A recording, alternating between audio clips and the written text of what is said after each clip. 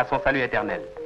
La naissance de cette confrérie, fondée dans la deuxième moitié du 19e siècle par Cheikh Ahmadou Bamba, est à l'origine d'un renouveau de ferveur religieuse dans l'histoire musulmane du Sénégal. Nous voyons ici l'actuel calife El Hadj Falilou Mbacké, troisième successeur du fondateur, au milieu de quelques talibés dans sa résidence.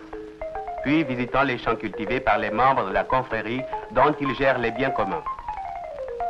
Parmi ceux-ci, on décèle une forte proportion de cultivateurs qui furent souvent des pionniers dans certaines parties du pays et dont l'ardeur au travail n'a d'égal que la foi. Avec le lever du soleil, commence la journée religieuse, but de ce pèlerinage.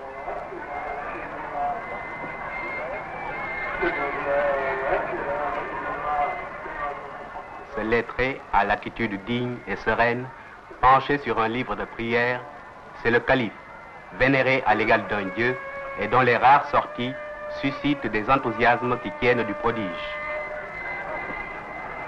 L'Afrique traditionnelle est la Jeune Afrique. Le chef du gouvernement et le grand calife des Mourides vont s'asseoir côte à côte sur la tribune.